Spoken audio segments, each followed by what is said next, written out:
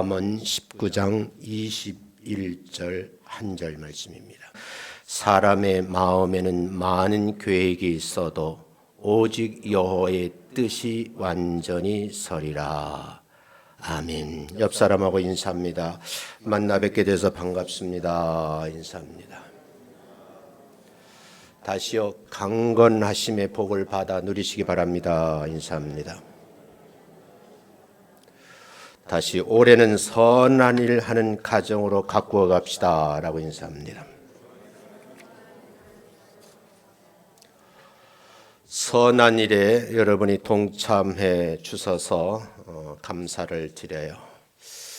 오늘 이 말씀을 보면서 여러분이 떠오르는 말씀이 있죠. 사람이 계획했을지라도 걸음을 옮기시는 분은 우리 하나님이시다 하는 말씀이요. 이 말씀을 우리가 그대로 믿는다면 우리가 어떻게 믿음 생활을 해야 될까 하고 본문 제목을 중심으로 해서 같이 말씀을 나누려고 합니다. 세상을 더불어 살다가 보니까 자기의 삶에 만족함이 없고 늘 입을 벌려서 주변 사람들에게 원망하고 불평하는 사람들을 만나보게 됩니다. 그들의 이야기를 좀 정리를 해보면 왜 나는 돈 많은 부모님을 만나지 못해서 많은 사람들이 흙수의 인생이란 소리를 듣고 사는가 하면서 한탄하는 분들이 있더라고요. 어떤 분들은 자기 고향이 문제라면서 출신 성분에 대해서 신세타령하는 분들도 있어요. 혹자가 하는 말이 나는 팔자가 사나워서 사주를 보았더니 별로 좋지 않다. 그래서 올해도 힘들 거요. 그렇게 말하는 분도 있더라고요. 심지어는 자기의 삶에 대해서 다른 사람 탓으로 돌리면서 참 자기 인생을 비하하는 그런 분도 있더라고요. 자기의 잘못이 무엇인가에 대해서 성찰하지 아니하고 그 문제를 다른 곳에 찾고 그 사람에게 뭔가 큰 일을 저질러서 주변 사람들에게 아픔을 주는 그런 경우죠. 우리가 하는 말로 잘 되면 내가 잘한 것이고 잘 안 되면 조상 탓이라고 하는 분들 있잖아요. 무슨 일이 잘 되기만 하면 자기가 똑똑해서 잘나서 잘 된 것이고 잘 안 되면 이웃 탓하고 회사 탓하고 주변 사람들 탓하는 거죠. 두 번째 주일을 맞이하면서 우리 믿는 성도들이 좀 생각을 좀 달리 했으면 좋겠다. 그래서 본문 말씀을 묵상을 하고 여기서 한번 해답을 찾아가 보려고 합니다. 정리하면 이런 거예요. 하나님을 믿는 백성들은 운명론을 생각해서 안 되고 팔자 타령해서는 안 된다는 거예요. 그거는 비신앙적이고 어쩌면 미신입니다. 하나님의 관점에서 보면 인생의 삶의 여정이 우연이라는 것이 없다는 거예요. 반드시 필연이라는 거죠. 다시 말하면 우리의 삶의 여정이 하나님의 섭리와 경륜에 따라서 움직여진다 그런 말이죠. 진짜 예수 잘 믿는 사람, 잘 되든 잘 안 되든 이 모든 것이 하나님의 섭리하심 그 안에 이루어져 가고 있다는 사실을 부인하지 않고 인정하는 삶이죠. 하나님을 믿는 사람은 내가 원하는 대로 되지 않아도 여기에 하나님의 뜻이 숨겨 있을 것이다 라고 생각하고 묵상을 하면서 어려운 문제를 견디어 이겨내셔야 된다는 거예요. 성경은 말하죠. 우리가 믿는 하나님은 선하신 하나님이라고요. 절대 하나님을 믿고 따르는 자녀들에게 손해를 끼치거나 곤란을 당하게 하는 분은 아니라는 거죠. 믿음의 자녀들이 잘 되기를 바라고 계신다, 원하는 것이라고 친히 인도하신다. 그렇게 말씀을 하셔요. 만약 사람이 계획을 했는데 우리 계획대로 되지 않을 때 오히려 하나님은 먼저 안타깝게 여기지 않으실까? 그러시면서 그 가운데서 반드시 선을 이루어 가시려고 계획을 하고 계신다는 거예요. 이 사실을 믿는다고 하면 우리가 삶의 여정 가운데 우리의 마음대로 되지 않는다 할지라도 하나님의 섭리와 경륜을 받아들이고 믿는 여러분 되시기를 주님의 이름으로 축원합니다. 오늘 주현절 두 번째 주일 우리가 하나님의 말씀을 함께 나누면서 나를 향하신 2022년도에 하나님의 계획이 어떤 것일까? 그걸 아는 것도 중요하고 그 은혜를 함께 받아 누리시기를 주님의 이름으로 축원합니다. 그 내용을 나누어서 말씀을 드리는데 첫 번째는 나를 향한 하나님의 계획이 있음을 아는 믿음이 있으셔야 된다 그 말이죠. 모든 인생살이는 자기 마음대로 되지 않는다고 그래요. 모든 것이 자기 마음대로 될 것 같으면 인생의 삶에서 고통스러운 삶을 살 필요가 없겠지요. 그러면 왜 자기 마음대로 되지 않는가? 그것은 바로 성경은 한마디로 정리를 하기를 인간의 마음이 악하기 때문이다. 이렇게 정리를 합니다. 이 목사의 말이 아니고 성경이 그렇게 증언하고 있어요. 성경 두 구절 보겠는데요. 창세기 6장 5절을 먼저 봅니다. 같이 한번 읽습니다. 시작. 여호와께서 사람의 죄악이 세상에 관영함과 그 마음의 생각의 모든 계획이 항상 악할 뿐임을 보시고 땅 위에 사람 지으셨음을 한탄. 하나님께서 이 땅에 사람을 지으시고 그 과정을 지켜보시다 한탄하셨다 하는 장면인데 두 가지 내용이에요. 사람들의 죄악이 세상에 너무 많이 퍼졌다는 거예요. 그리고 그 사람들의 마음속의 생각을 들어봤더니 모든 계획이 악하다라 그런 건데 거기 always라는 말이 붙어서 항상 그렇다는 말이에요. 창세기 8장 21절 다시 읽어봅니다. 시작. 여호와께서 그 향기를 흠양하시고 그 중심에 이르시되 내가 다시는 사람으로 인하여 땅을 저주하지 아니하리니 이는 사람의 마음에 계획하는 바가 어려서부터 악함이니라. 아예 어릴 적부터 그 마음에 계획하는 모든 생각들이 악하더라. 성경은 이렇게 말하고 있죠. 사람은 선한 생각을 가지고 좋은 일들을 계획하지만 이 두 구절 말씀을 생각하면 결과적으로 하나님이 개입하시 아니하면 선으로 시작해서나 결과는 악으로 끝난다. 그런 말이죠. 그러면 왜 이렇게 귀결이 되는 것일까? 그 이유를 설명하기를 사람 자체가 악하다는 거예요. 그 악함에 대해서 시편 51편 5절에 다윗의 고백을 들어보면 알 수가 있어요. 한번 읽어봅니다. 시작. 내가 죄악 중에 출생하였으며 모친이 죄 중에 나를 잉태하였나이다. 이 말씀을 제가 밤에 묵상하면서 우리 젊은 사람들에게 이 내용을 잘 좀 가르쳐 줘야 되겠다. 그런 생각이 들더라고요. 악한 생각을 해서 악한 사람이 되는 것이 아니라 본래 죄악 중에 출생했기 때문에 악하다는 그런 내용이에요. 그래서 인간의 시작이 악함으로부터 출발됐는데 근본 자체가 악하니까 그 기초를 잘 세워야 된다는 거예요. 그 기초를 세우는 사람이 누구냐?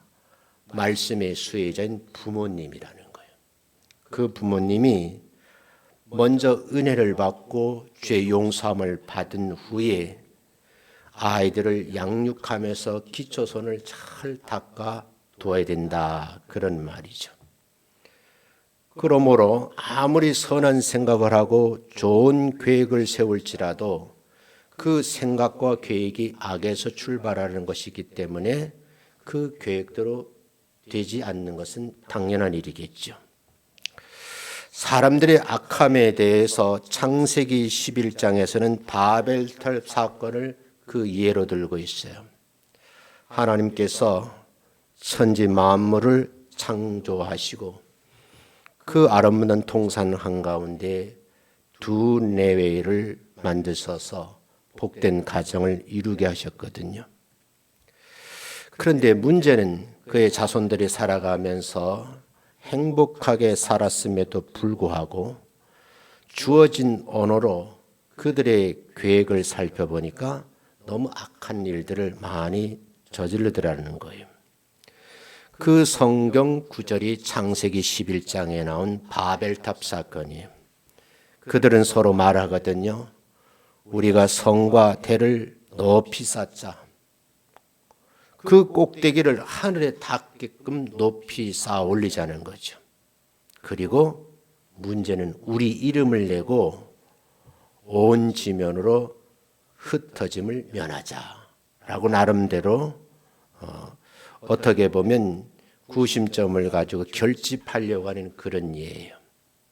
그런데 하나님은 이 부분에 대해서 악하다고 말씀을 하는 거죠. 하나님 앞에 불순종한 인간들이 처음에는 에덴 동산을 추방당하고 이제는 다시는 그런 멸망당하지 않기 위해서는 우리가 할 일이 있다고 계획을 세웠는데 높은 성을 쌓고 하나님의 구원에 도전하는 거죠. 결과적으로 하나님께서는 이들의 하는 일들을 가만히 내버려 둘 수가 없었어요. 성경을 전체를 읽어보면 결국 이런 사람들을 언어를 혼잡하게 하셔서 그들을 사방으로 흩어버리시는 거죠. 어쩌면 이들의 생각이 옳다고 할 수 있을는지는 모르지만 하나님께서 보시기에 아무리 큰 유익을 주고 사람을 위한 일일자라 할지라도 하나님을 떠나서 하게 되면 무용지물이라는 거예요. 인간 스스로 하나님처럼 되겠다는 것이고 하나님에 대해서 도전하는 것은 성공이란 말 자체가 성립이 안 된다는 겁니다.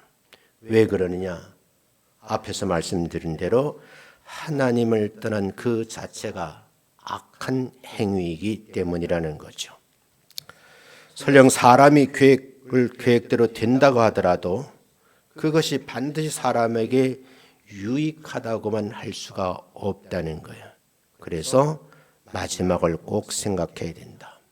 예수 믿는 사람들은 시작도 참 중요하지만 마무리를 잘 하셔야 된다는 거예요. 그런 마무리가 잘 안 되면요, 모든 것이 다 허사가 돼 버리고 말더라는 거죠. 구약 성경을 한 번 더 살펴보면 요나서의 말씀을 여러분이 잘 알고 계시잖아요. 하나님께서는 요나를 향하셔서 계획을 세우셨어요. 그 계획을 이제 나누시죠. 너는 니느웨로 가서 많은 사람들에게 하나님의 말씀을 선포하고 회개시키라는 거죠. 그런데 여러분 가만히 생각해 보니까 니느웨로 가는 것보다 다시스로 가는 것이 본인에게 유익하다고 판단을 해서 결국은 행선지를 바꾸게 되죠. 본인이 생각하기에는 내가 참 잘 생각했다, 잘 되는 줄 알았어요. 요나서 전체를 읽어보면 결국은 파도에 난파가 되고 물고기 뱃속으로 들어가는 큰 어려움을 당하는 것을 볼 수가 있어요. 그 과정 속에서 하나님은 요나의 생각을 돌이켜서 결국 니느웨 성으로 가게 만들죠. 요나의 계획대가 아니라 끝 마무리에는 하나님 계획대로 이루어진다 하는 그런 결론의 얘기예요. 만약에 요나의 계획대로 되어놨다고 하면 하나님의 의도하심과 구원 계획에 니느웨 백성은 멸망하고 말 것입니다. 하나님은 이 땅에 생명체를 가진 한 사람도 멸망하지 않고 구원받기를 원하신다는 거예요. 내가 고집을 배우고 내 계획대로 살아간다면 과연 마무리는 어떻게 될 것인가? 우리 이미 결론을 알고 있어요. 그럼에도 불구하고 생각이 악함으로 인해서 의도하지 않는 일들을 저지르는 경우가 많더라고요. 여러분, 지난주에는 수많은 사람 피해를 입히는 사건이 터졌어요. 한 회사에 재정을 책임 젊은이가 어마어마한 돈을 자기 통장으로 옮기고 못된 짓 했다는 거예요. 우린 결론을 다 알거든요. 그 사실이 드러난다는 거예요. 그리고 그렇게 갈취했던 것을 평생 누리지 못한다는 것을 알죠. 그럼에도 불구하고 생각이 악하다 보니까 그런 범죄를 저지르더라, 그런 말이에요. 우리가 하나님의 뜻을 이루어 드리게 되면 하나님이 계획하신 복이 있는데 그 복을 받아들이는 것이 진정한 우리가 받아낼 복이라는 말씀이에요. 성경은 말하거든요. 야고보 선생님은 이렇게 권면을 해요. 같이 한번 야고보 4장 13절부터 16절 말씀인데 읽어보겠습니다. 시작. 들으라, 너희 중에 말하기를 오늘이나 내일이나 우리가 아무 도시에 가서 거기서 1년을 유하며 장사하여 이를 보리라 하는 자들아, 내일 일을 너희가 알지 못하는도다. 너희 생명이 무엇이뇨? 너희는 잠깐 보이다가 없어지는 안개니라. 너희가 도리어 말하기를 주의 뜻이면 우리가 살기도 하고 이것저것을 하리라 할 것이거늘 이제 너희가 허탄한 자랑을 자랑하니 이런 자랑은 다 악한 것이니라. 신약의 야고보도 결국은 악하다는 표현을 쓰고 있어요. 인간의 계획은 계획대로 이루어지지 않는다는 그런 의미죠. 오직 우리는 하나님의 계획대로 하나님이 원하시는 날, 원하시는 방법대로 이루어지는 것을 안다고 하면 이제부터는 믿음으로 그 계획을, 하나님의 그 계획하심을 알고 신앙생활하는 여러분들이 되셔야 된다 하는 그런 말씀이요. 그 말씀대로 올 한 해 승리하시기를 주의 이름으로 축원합니다. 두 번째는요, 우리가 첫 번째 내용도 반드시 기억을 하셔야 되는 두 번째 내용도 중요한 내용이에요. 나를 향한 하나님의 계획도 있지만 원수 마귀의 계획도 있다는 사실을 알고 계셔야 된다는 거예요. 하나님께서 창조하신 이 세상, 수많은 사람들이 함께 어울려 살아가면서 그들이 하는 행위를 보니까 모두가 악하다 그랬잖아요. 이 문제를 해결하기 위해서 하나님께서는 독생 성자를 이 땅에 보내셔서 희생을 시키셨어요. 그 보혈의 피를 믿는 사람, 십자가의 사건, 부활 사건을 믿는 사람들에게, 자신이 입으로 고백하는 사람들에게 모두 다 구원을 받겠다는 엄청난 계획을 세우시고 실행을 하셨어요. 우리는 그 사실을 믿는 사람들이 모인 무리라는 겁니다. 그런데 여기서 알아야 될 것이 하나 더 있는데 그것은 바로 하나님의 자녀들을 지옥의 세계로 이끌어가는 못된 계획이 또 한편에 있다는 건데, 이게 마귀의 엄청난 계획인데 고도의 전략을 쓰기 때문에 방심하다간 스스로 무너져 버린다는 겁니다. 우린 마귀의 속성에 대해서 공부를 하신 적이 있어요. 마귀의 속성은 파괴하는 거예요. 정상적인 사람을 파괴시켜서 파멸의 늪으로 끌고 들어가는 것이 최고의 목적을 삼고 있어요. 그의 엄청난 계획에 속아 넘어가는 자들이 너무 많다는 거죠. 계시록 12장 9절에 보면 마귀를 어떻게 표현하느냐, 천하를 꾀하는 자라는 표현을 쓰고 있어요. 한번 읽어보겠습니다. 시작. 큰 용이 내어 쫓기니 예뱀 곧 마귀라고도 하고 사단이라고도 하는 온 천하를 꾀는 자라. 여러분, 하나님께서 만들어 놓은 세계에서 내어 쫓김을 당한 영적 존재가 있는데 큰 용이라 그러잖아요. 이걸 풀어 설명하기를 예뱀이라고 표현하는데 마귀라고도 하고 사단이라고 한다. 이 말씀을 잘 이해를 하셔야 돼요. 이해 못하면 참 무지한 신앙생활을 하더라고요. 제가 조금 설명을 할게요. 제가 시골에서 목회를 했잖아요. 우리 이 땅이, 이 마을이 시골이었으니까. 밤에 설교를 연구하기 위해서 집회를 하다가 좀 가지고 있을 그 뒷방으로 옮겨갔다가 다시 2층 제 방으로 오는데 내려갈 때는 몰랐는데 올라올 때 보니까 2층 계단 중간에 뱀이 있는 거예요. 순간 저는 야, 이거 약이 되겠구나 하고 목사가 미쳤지 밤에 그 뱀을 잡았어요. 그리고 유리병에 탁 집어넣었어요. 약을 만들려고 그러면 어떻게 하지? 또 생각이 떠오르더라고. 그래서 밤에 오리동 일대, 궁동 일대를 다 돌아다니면서 술을 샀어요. 이거 누가 알면 미친 짓이요. 42도짜리 술을 사가지고 담가놨어요. 근데 문제는요, 그 다음 날이요. 우리 둘째 아이가 봤는데 지금 유튜브 영상 예배 보고 지 얘기한다고 그럴 거다. 아니 집사님들이 낮에 교회니까 우리 아버지가 뱀을 잡아가 술을 담가놨다는 거예요. 이 교회 시험거리가 됐어요. 그중에 최모란 집사님이 계셨는데 입을 열어 나팔을 불기 시작하는 거예요. 따따따 나팔 붑니다. 내용은 뭐예요?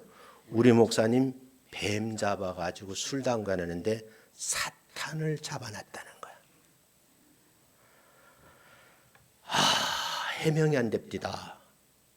그래서 제가 이 천사라고 마귀를 2달 동안 내가 오후 예배 설교를 했어요. 근데 효과는 있긴 있더라고. 허리 다친 사람이 그거 먹었는데 낫더라고. 문제는 잘못 알면 안 된다는 거예요. 얼마나 답답했으면 제가 2달 동안 이 마귀론에 대해서 제가 오후 예배를 드리면서 말씀을 가르쳤겠어요. 성경은 오늘 계시록의 말씀 보면 마귀를 큰 용이라고 했고 예뱀이라고 했는데 정리를 하기를 온 천하를 꾀하는 자. 다시 말씀드리면 살인자요 거짓말쟁이라는 거예요. 성경 한 번 더 읽어보겠어요. 요한복음 8장 44절에 이렇게 설명을 하거든요. 읽어봅니다. 시작. 너희는 너희 아비 마귀에게서 났으니 너희 아비의 욕심을 너희도 행하고자 하느니라. 저는 처음부터 살인한 자요 진리가 그 속에 없으므로 진리에 서지 못하고 거짓을 말할 때마다 제 것을 말하나니 이는 저가 거짓말장이요 거짓의 아비가 되었음이니라. 사람이 거짓말을 하는 것은 그가 거짓말쟁인 마귀의 속임에 놀아나고 있다 그런 뜻이에요. 사람이 살인하는 것도 제정신을 가지고 살인할 수 없죠. 그래서 영적인 측면에서 목회자는 많이 생각하기를 이 일을 해결하는 방법은 기도밖에 없다 그래요. 어떤 자매님이 저에게 신앙 상담을 요청했어요. 근데 소파에 탁 앉으면 하는 말이 목사님 못 살겠어요. 이 좋은 세상에 그 어려움을 호소합니까? 그러니까 우리 둘째 아들 때문에 못 살겠다는 거예요. 아무리 가르쳐도 이 아이는 망나니처럼 놔두는데 부모인 우리 두뇌가 감당이 안 된다는 거예요. 상상할 수 있는 일들을 저질러 놓는데 가산에 기울기 시작하면 급기야는 부모님들이 경찰서를 오고 가니까요. 그때 제가 한마디 했어요. 이해를 했으면 좋겠습니다. 사람은 영적인 동물입니다. 중요한 것은 하나님을 우리가 믿는 믿음 가운데 그 아이의 내면 속에 조장하는 못된 놈이 있는데 그게 마귀입니다. 이 아이의 마음속에 자리 잡은 마귀를 쫓아내지 않으면 걔는 평생 그렇게 살 수밖에 없습니다. 그러니 우리 함께 기도하시죠. 그렇게 말씀을 드렸어요. 근데 부모님의 끈질긴 기도가 좀 내 기억 속에 남았으면 좋겠는데 그러지 않고 교회를 등지더라고요. 사랑하는 성도 여러분, 아이의 잘못이 아니고 성경을 근거로 해보면 마귀에게 그 정신세계를 빼앗긴 거예요. 그래서 그 아이는 마귀가 시키는 대로 하는 거죠.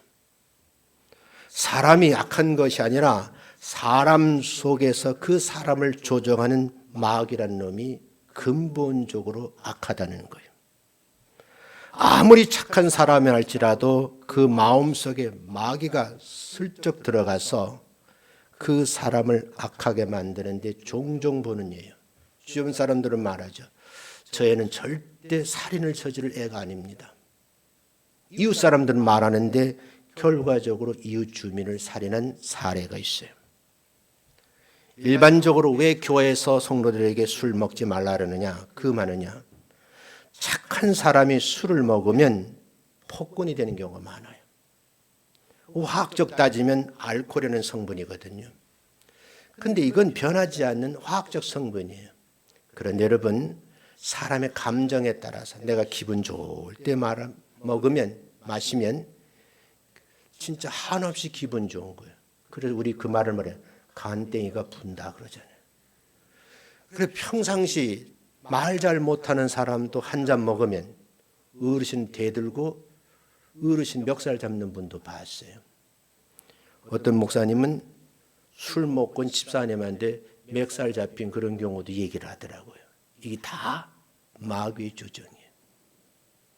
한 잔 술인데 내가 기분 나쁠 때 먹으면 한없이 다운되는 거예요.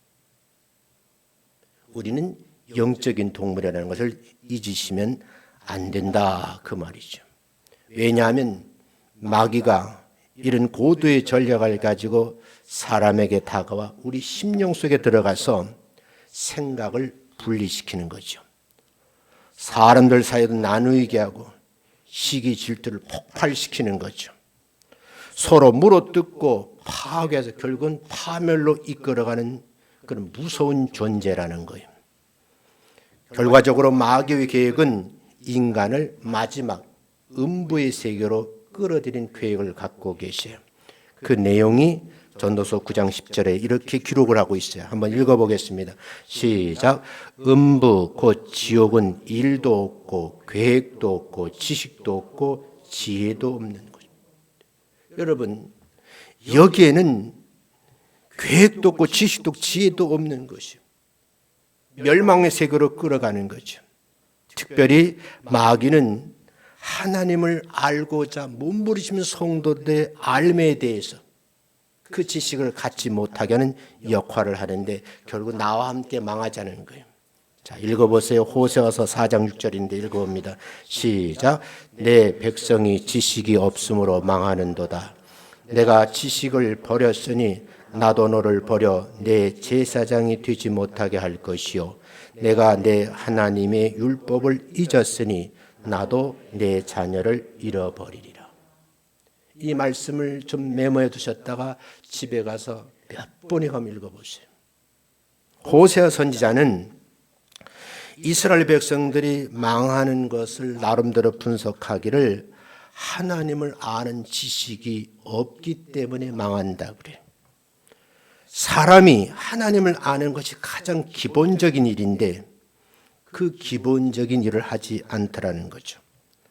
가장 먼저 알아야 되고 알고 있는 이 말씀을 귀하게 여겨야 되는데 그러지 않다 하는 것이 호세아의 아픈 얘기거든요.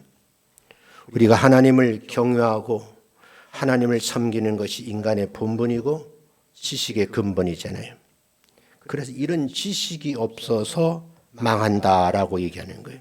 그런데 중요한 것은 하나님을 아는 이런 지식을 가지지 못하게 하는 방해꾼이 있는데 그 영적 존재가 마귀라는 거예요.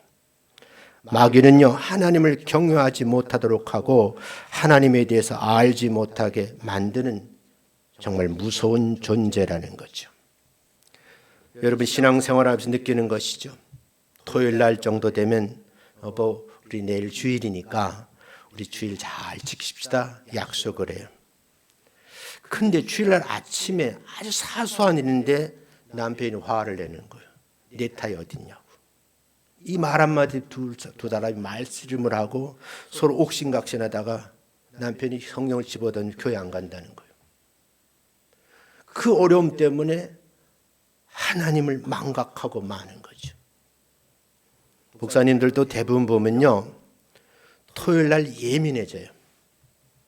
여러분들이 생각하는 것보다 1년 52주의 말씀을 전한다는 게 굉장히 어려운 얘기예요. 제가 학교에서 일을 하잖아요. 일을 하는데 오랫동안 교수직에 있다 보니까 강의하는 게 별로 안 어려워요. 그 두꺼운 책도 통째로 외워요. 왜 그런가 하면 계속 반복하는 거니까. 올해 가르친 내용을 가르치고 내년에 가르치고 후년에 가르쳐요. 그러면서 업데이트되는 내용만 잘 정리하고 테크닉만 발휘하면 평가 좋게 나와요. 근데 이 하나님의 말씀인 설교는 매주 계속해야 되는 이게 정말 부담스러운 거예요. 그래서 훌륭한 목사님들 늘 하시는 말씀, 설교처럼 어려운 것이 없다 그래요. 설교만큼 어려운 게 없어요. 근데 토요일 날요, 부부가 같이 있어 보면요, 아주 사소한 일에 목사 내에도 싸우게 돼요. 제가 예전에 한번 내가 꼬장을 한번 부렸는데 우리 사람이 날 시비를 걸더라고. 내가 유일한 무기거든요. 나 예배 안 드려. 그러니까 10시 반에 와가지고 발이 딸도록 그러시면 안 된다고. 11시 10분대도 안 내가라 그랬어. 무릎 꿇을 정도로 그러시면 안 된다 그러더라고. 그때 제가 깨달은 게 있었어요. 이 선한 사회에서 목사 안에 토요일에 떨어져 있으면 좋겠다.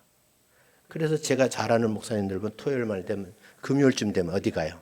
기도원 올라가셔가지고 말씀 준비 딱 하고 교회로 바로 오시더라고요.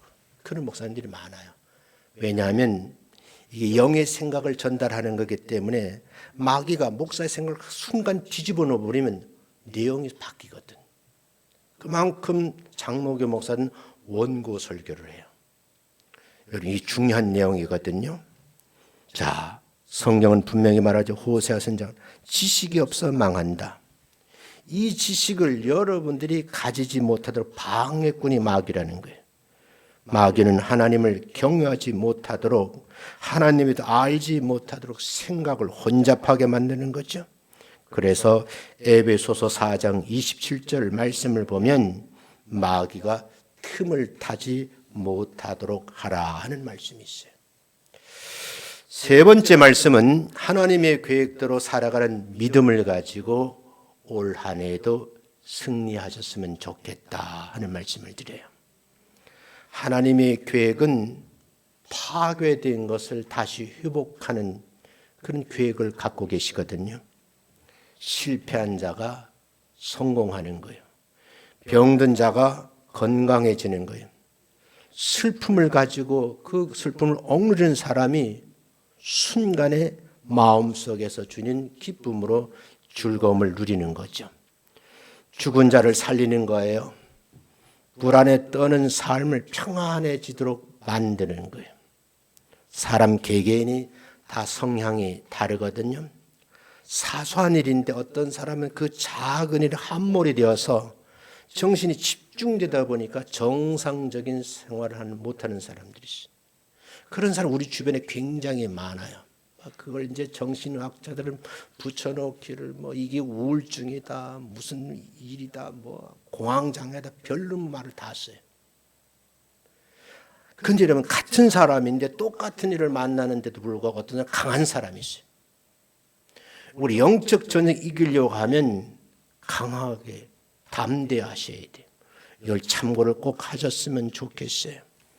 예수 그리스도는 하나님 아버지 이런 계획을 가지고 이 땅에 육신의 몸을 입고 오신 거예요.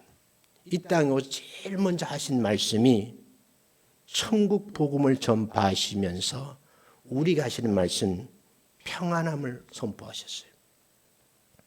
여러분, 왜 하나님께서 이 땅에 인간을 먹고 오셔서 제일 먼저 하는 평안함일까? 왜 이 목사가 평생 강대 이 평강의 복을 받으라고 말하는 것일까? 예수 잘 믿으면 우울증은 사라질 줄로 믿습니다. 예수 잘 믿는데 왜 우울증이 오는 거예요? 여러분이 권면의 말씀을 잘 받으셔야 돼요. 성경 한 군데 보자고요. 누가복음 2장 10절 말씀 함께 읽습니다. 시작. 천사가 이르되 무서워 말라. 보라 내가 온 백성에게 미칠 큰 기쁨의 좋은 소식을 너희에게 전하노라. 오늘날 다윗의 동네에 너희를 구하여 구주가 나셨으니 곧 그리스도 주시니라. 엄밀히 말하면 부부의 인연을 맺고 정혼한 상태잖아요. 요셉과 마리아는. 그녀는 임신이 된 거예요. 이걸 받아들일 세상 남자가 어디에 있겠어요? 근데 여러분, 계속 하나님께서 마리아에게 말씀을 하시죠. 무서워하지 말라는 거예요. 왜 이 말씀을 하셨을까? 하늘 말씀을, 전체적인 말씀을 연결해서 곰곰이 생각을 해보셔야 돼요. 그 말씀의 핵심이 뭐냐면 하나님의 계획은 예수 그리스도를 통해서 모든 사람들이 평안함을 누리라는 메시지가 담겨져 있는 거예요. 하나님의 계획은 무관심한 것이 아니고 우리를 지극히 사랑하시는데 그 사랑 표현이 평안이라는 말을 쓴 거예요. 내가 이 세상에 평안을 주러 왔노라고 말씀을 하시잖아요. 이 평안을 유지하려고 하면 미움의 대상이 사라져야 돼요. 이거 아무나 근데 평생 저놈 왼수하는데 그 왼수란 말을 써서는 안 된다는 거예요. 옛날에 그 SBS 방송에서 노인 프로그램이 있었어요. 그러니까 할머니가 할아버지 퀴즈를 하는 거 맞히는 거야. 그러니까 할머니가 A4 용지에 PD가 써준 걸 이제 보고서는 자기 설명 이게 뭐라고 맞히는 거예요. 자기 남편이었는데 여보 집에서 나를 뭐라고 불러? 그러니까 남편 할아버지 좋은 말을 다 써. 아니 그게 아니고 두 글자 아니 네 글자 뭐 이렇게 표현하더라고요. 그러니까 나중에 평생연수야. 정답이 평생연수라 그러더라고요. 사람이 부부의 인연을 맺고 살아가는데 대부분 그런 표현을 쓰는 거예요. 원수 맺으면 안 된다는 거예요. 미움이 있기 때문에 하는 말이거든요. 그래서 용서하는 마음이 생기고 남에게 뭔가를 베풀 이 관용의 마음이 생기고 서로 도와주는 마음이 생기면 그 마음에 성령님이 임하신 것이다. 이렇게 일하시면 좋겠다는 거예요. 성경 두 군데 보겠는데 시편 118편 7절 그 다음 121편 1절 말씀 같이 보겠습니다. 함께 읽습니다. 시작. 여호와께서 내 편이 되사 나를 돕는 자 중에 계시도다. 하나님은 나를 어떻게 해요? 돕는 자 중에 계신다는 거예요. 그 도움이 어떠냐? 그 다음 줄 읽어봅니다. 시작. 내가 산을 향하여 눈을 들리라. 나의 도움이 어디에서 올꼬? 나의 도움이 천지를 지으신 여호와께서라. 새벽에요. 눈을 뜨면 하나님을 바라보세요. 그리고 하나님 도움을 요청하는 거예요. 하나님, 나의 도움이 여호와 하나님께서 오는 것이기에 하나님을 내가 간절히 기도합니다. 그러면서 내 생명을 연장시켜 주는데 그 은혜를 생각하면서 손을 꼽고 하나님 기도하는 거예요. 그게 계속 기도가 늘어요. 그런 기도하는 그 시간이 가장 행복한 삶의 시작인 거예요. 제가 지난주 6주 동안 새벽 기도를 인도했는데 새벽 기도 영상 예배 드린 분도 있는데 너무너무 고맙더라고요. 얼마나 감사한지 몰라요. 사랑하는 성도 여러분, 어젯밤에 피곤한 몸을 누였는데 아침에 일어나지 못하는 경우가 비일비재합니다. 허다한 얘기예요. 우리 말씀을 생각하시면서 하나님을 믿는 사람들은 서로 돕는 관계로 믿음 생활을 잘 하시기를 주의 이름으로 축원합니다. 이제 하나님 이 원하심이 계신데 하나님의 계획서는 구체적인 내용 세 가지가 있어요. 짤막하게 설명을 할게요. 첫째는 속죄의 계획이에요. 내용 설명을 지금 시간이 없어서 좀 마무리하고 큰 제목만 설명드릴게요. 두 번째는 구원 계획이에요. 세 번째는 종말의 계획입니다. 어쩌면 여러분들에게 이 마지막 하나님의 계획에 여러분 이 계획을 잘 알고 계셔야 된다는 거예요. 그래서 말씀의 제목을 뭐라 그랬어요?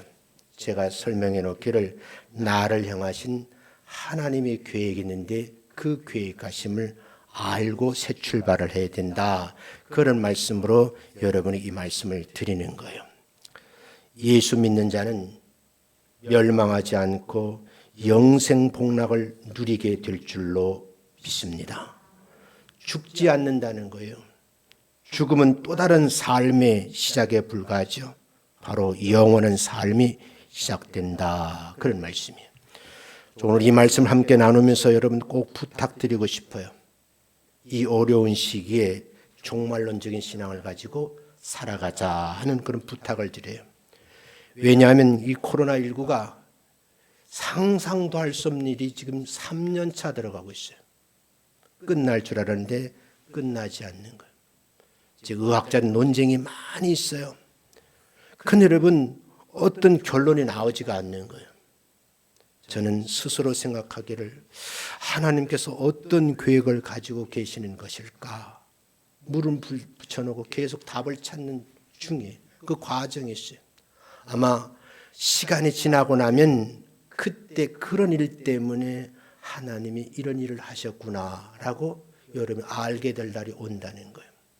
마지막으로 말씀드릴 것은 왜 이 말씀을 드리는가 하면 내가 어려움 당할 때 큰 고통스러운 아픔이 있을 때는 나라는 사람이 어려움을 당하지 모르는 거예요. 근데 시간이 지나서 어느 정도 지나고 나면 고개를 끄덕이면서 그때 내가 그런 잘못이 있었구나. 그런 죄를 지었구나가 뉘우치는 날이 온다는 거예요. 어쩌면 저는 해답을 찾기를 하나님께 불충한 일들이 참 많았구나. 그 대표적인 예가 목사들이에요. 나를 보고 욕하겠지만 정말 목사님들이 목회를 바라야 되는데 목회를 바라지 않은 거예요. 이게 정말 회개할 일이에요. 우리가 하나님을 바르게 살아야 되는데 바르게 살지 못하니 너무너무 많은 거예요. 얼마나 목사님 뻔뻔스러운지. 그래서 못된 짓 다 하고 가족이 고발하니까 합의해서 했다는 거예요. 이런 말도 안 되는 소리가 목사 입에서 나온다는 게 너무너무 가슴 아픈 거예요. 왜 절제된 생활을 못하냐는 거예요. 물질의 눈이 어두워서 대형교회 목사님들 보니까 수백억을 자기 것으로 만드는 그런 일들이 왜 벌어지냐는 거예요. 인간의 숨이 맞춰지면 하나님이 나라 다 심판받을 일인데 왜 그것을 그렇게 고명하죠. 그렇게 유능한 목사님들인데 왜 못하냐는 거예요. 그게 저는 매우 안타까운 거예요. 남 탓할 것이 아니라 여러분과 제가 고민해 볼 일인데 종말론적인 신앙을 가지고 하루하루를 하나님이 나를 한 계획이 무엇인가를 깨달으며 살는다고 하면 작은 교회지만 하나님께 보시기에 정말 귀한 교회다 라는 칭찬을 들었으면 좋겠다 하는 생각이 올해 두 번째 내용의 설교입니다. 사랑하는 성도 여러분, 날마다 나를 향한 하나님의 계획을 아시는 것도 중요하고 알게 되었다고 하면 그 계획대로 살아드리는 그런 삶을 사셔야 돼요. 하나님을 기쁘시게 하는 하루하루의 삶이 되시기를 주님의 이름으로 축원합니다. 마지막 여러분들이 감사 표현을 드리고 싶어요. 우리 장로님 누님이 이제 서울에 있는 병원으로 옮겨오셔서 지금 이제 치료하는 중에 있거든요. 너무너무 안타깝더라고요. 제가 정장로하고 헌혈하는 곳에 가봤는데 마음에 흥분이 되더라고요. 토요일 오후에 갔거든요. 근데 나이 많은 사람들은 오질 않아. 토요일인데 젊은 사람들이 꾸역꾸역 들어가가지고 아무 말도 안 하고 절차에 따라서 누워서 피를 제공하는 거예요. 야, 이 미래가 있다. 그래서 제가 순서가 돼서 다 이렇게 설명을 듣고 하는데 보니까 난 깜짝 놀랐어요. 나보고 하는 말이 이제 헌혈할 나이가 다 돼 갑니다 하더라고. 무슨 소린가 그러니까 현행법상 68세가 되면 헌혈을 못하게 돼 있대요. 그래서 나이 줄어드는 게 또 엄청 행복하더라고요. 그래서 내가 하나님 앞에 내가 헌혈하겠습니다. 피를 탁 빼도 해보더니 피가 건강합니다. 고마운 일이죠. 저는 A형이 O형이에요. O형이 왜 했느냐? 장로님 누님처럼 누군가 또 다른 사람이 O형의 피를 원하지 않을까. 또 한 가지 믿으면 내가 하면 다른 A형 가진 사람이 우리 장로님 누님에게 도움을 주지 않을까. 그런 생각했어요. 사랑하는 성도 여러분, 토요일 새벽 예배 제목을 이렇게 잡았어요. 선한 일을 하는 가정이 되자. 올 한 해는 선한 일을 마음껏 해드리는 여러분 되시기를 주님의 이름으로 축원합니다.